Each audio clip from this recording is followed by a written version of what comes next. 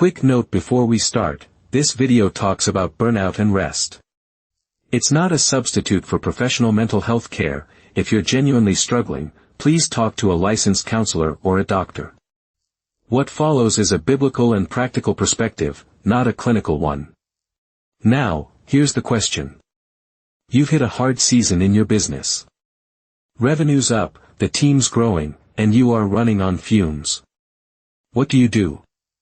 Most of us reach for the same answer: push harder. Sleep less. Tell yourself rest is what you get to do once the business doesn't need you anymore. One more late night. One more skipped weekend. You'll rest when you've earned it. Here's the uncomfortable question this video is actually asking: what if that entire To answer that, we have to go back further than most people expect. Not to a burned-out founder. To the very first week that ever existed. Genesis chapter 2 opens right after the 6 days of creation. Verse 2, by the seventh day God finished what he had been doing and stopped working. Verse 3, he blessed the seventh day and set it apart as a special day, because by that day he had completed his creation and stopped working. Sit with the order of events there. God doesn't rest because he's tired. Isaiah 40 verse 28 rules that out directly: he never grows tired or weary. So the seventh day isn't recovery. It's something else entirely, a deliberate, built-in rhythm, placed into the structure of creation itself, before a single human being had done a single day's labor to be exhausted from. That detail matters more than it first appears. Rest wasn't introduced after the fall as damage control for a broken world. It was there from day one, blessed and set apart, before anything had gone wrong. Genesis 1 ends with God calling everything he'd made very good.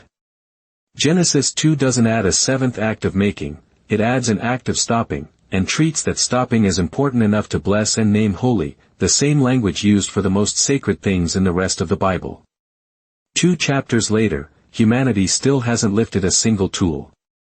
Adam hasn't tilled a field. Eve hasn't been formed yet.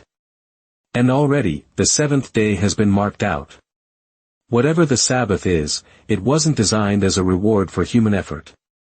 It came first. That ordering is the whole argument of this video, so it's worth being precise about it. If rest had shown up later in the story, after the fall, after the first hard harvest, after the first exhausted farmer, you could reasonably read it as a concession. A patch for a world that broke. But it doesn't show up later. It shows up in the same breath as the rest of creation being called very good. Whatever else the seventh day is doing, it's presented as part of a finished, working design, not an emergency fix bolted on afterward. Centuries later, that same rhythm gets written into law. Exodus 20 verses 8 to 11, observe the Sabbath and keep it holy. You have 6 days in which to do your work, but the seventh day is a day of rest dedicated to me. And then it explains why: in 6 days I, the Lord, made the earth, the sky, the seas, and everything in them, but on the seventh day I rested. Notice what the command points back to. Not, rest because you're weak. Rest because this is the pattern woven into how the world itself was made. 6 days of real, valued work. 1 day, deliberately set apart. Not a suggestion for the days when things are calm. A rhythm. And notice who the command covers. Verse 10 lists it out, not just the household head, but children, servants, animals, even foreigners living in the community. In the wider ancient world this was written into: regular rest for laborers and slaves was not the norm. Output from the people at the bottom of an economy was usually treated as the one thing that couldn't stop. A weekly rest guaranteed to everyone, regardless of status, was a genuinely unusual claim for its time, that a person's worth isn't identical to their output, all the way down. Here's what's easy to miss: most entrepreneurs treat rest as something you've earned once the work is done. But work is never done. There's always another client, another launch, another fire. If rest waits for an empty to-do list, rest never comes. The Genesis pattern says the opposite. Rest isn't the reward at the end of productivity. It's built into the architecture before the first task was ever finished. 6 days of real work, then a day set apart, not because the work was complete, but because the rhythm itself is the design. Psalm 127 puts the same idea in blunt, almost uncomfortable terms. It is useless to work so hard for a living, getting up early and going to bed late. For the Lord provides for those he loves, while they are asleep. That's not a verse against hard work. The psalm opens by praising builders and guards doing real labor. It's a verse against the belief that your effort alone is what's holding everything up. Sleep is mentioned deliberately. You are not as load-bearing as your exhaustion tells you that you are. Think about what that actually confronts. A founder somewhere is answering emails at midnight, telling themselves this is temporary, this is just the season they're in, they'll rest once the business stabilizes. But the business never fully stabilizes. There's always a next launch, a next hire, a next fire to put out. If rest is scheduled for whenever the work finally lets up, rest never actually arrives. It just keeps getting pushed one more quarter down the road, and the exhaustion becomes the new baseline nobody questions anymore. Psalm 127 names that pattern directly. Getting up early and going to bed late isn't devotion. Left unchecked, it's a quiet form of believing the outcome depends on you more than it depends on. This isn't just an ancient principle with no modern proof. In 2018, the New Zealand trust company Perpetual Guardian ran a real experiment. They moved their entire staff to a 4-day work week, same pay, 1 full day off every week, no catch. The trial was closely watched and widely reported at the time. Employees came back more focused. Reported stress levels dropped. And the company found the shorter week didn't cost them the output they were afraid of losing. Performance held, in some measures improved. They made the change permanent afterward, not as a one-time experiment but as how the company would run going forward. Around the same period, the software company Basecamp, co-founded by Jason Fried and David Heinemeier Hansen, became known for standing against hustle culture on principle, not just in practice. Strict 40-hour weeks. No overtime culture, no badge of honor for late nights. A shortened 4-day summer schedule. Fried has written and spoken publicly, for years, making the case that sustainable pace produces better creative and technical work than burnout does, not despite the shorter hours, but because of the boundary itself. Two very different companies, on two continents, in two different eras of the same conversation, arriving at the same structural conclusion the Sabbath command makes 3,000 years earlier. A deliberate boundary on work isn't a threat to output. It's what makes good output sustainable in the first place. Neither of those companies built their policy from Exodus 20. But the pattern lines up anyway, and that's worth pausing on. When a genuinely unrelated, secular experiment keeps landing on the same structural answer an ancient religious text gave 3,000 years earlier, that's not a coincidence to wave off, it's a sign the design actually holds up under pressure, in a business run by people who never read the command and weren't trying to obey it. The claim was never, rest because it's a religious rule.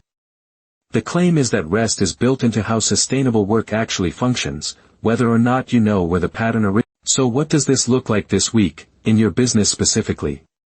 3 steps. First, pick one day, not, whenever things calm down, an actual day marked on the calendar this week, and treat it as genuinely off.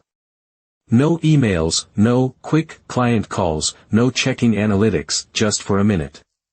If the idea of a full day fully off feels almost impossible to imagine, that reaction itself is worth noticing.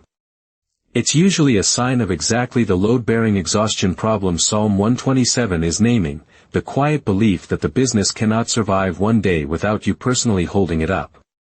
Second, tell your team or your clients about the boundary before you need it, not after you're already burned out and forced into it. A boundary nobody else knows about is easy to quietly break the first time something urgent comes up. A boundary you've set out loud, in advance, is one you'll actually keep, because now someone else is watching whether you honor it too. Third, pay attention to what you actually tell yourself about rest, in the moment you're tempted to skip it. Is it, I'll rest once I've earned it, or is it, rest is part of the design, not a reward for finishing? That belief, whichever one is quietly running in the background, will drive your actual behavior far more reliably than any calendar block ever will. None of these 3 steps will look impressive on a pitch deck. Nobody funds a startup based on how well the founder rests. But Perpetual Guardian didn't discover their productivity held up by accident, they discovered it because they were willing to test the boundary for real, not just talk about wanting one. The test only works if the boundary is actually kept, not just scheduled and then quietly overridden the first time something urgent comes. This connects to something from the first video in this series, on Daniel and integrity. Daniel's character wasn't tested by the lion's den, it was revealed by it. The habit had already been true for years, quietly, long before anyone was watching for it. Rest works the same way. Nobody sees the day you chose not to answer that email, or the boundary you kept when a client pushed on it. It's private, the same way Daniel's prayer was private. But it's building the same kind of track record, not a track record of what you accomplished, but of what you actually believe is true about who's holding the business. God didn't build a world where the 7th day was optional once things got busy. He built it in from the very first week, before there was any busyness to escape from. That's the actual claim here, not that rest is nice if you can fit it in, but that it's structural. Load-bearing. Part of the design, the same way 6 days of real work is part of the design. If honoring God in your job was about what you do with your hands, rest is about what you're willing to let go of with them. You weren't designed to be endlessly productive. You were designed for a rhythm. That's a hard thing to actually believe in a culture that measures worth in output.